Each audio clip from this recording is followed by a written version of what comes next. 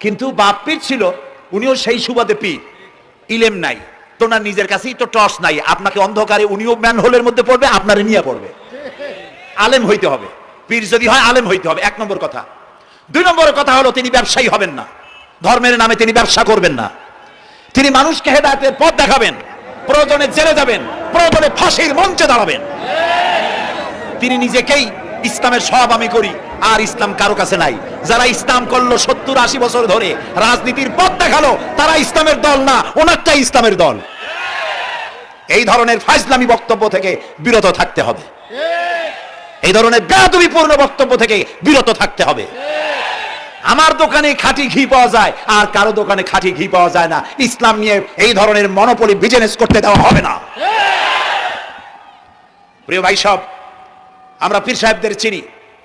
পীর ছিলেন শাহজালাল রহমতুল্লাহ আলাইহি, সুবহানাল্লাহ। যুদ্ধ করা লাগে না, আজান দিয়েছেন, মূর্তির মাথা ভাঙ্গা চুরচুর হয়ে পড়ে গিয়েছে। গৌর গোবিন্দ পলায়া কুল পায় নাই।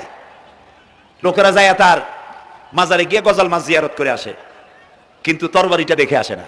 দোধারি তরবারি এখনো আছে, সুবহানাল্লাহ বলেন।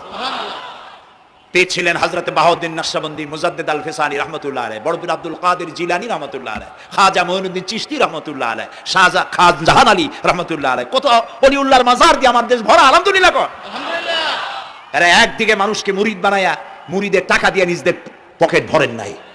ওনারা এরকম করতেন না, এইরকম করতেন। আর রাসূলুল্লাহ বলেছেন এই রকমের হাতের মর্যাদা নাই, এই হাতের মর্যাদা।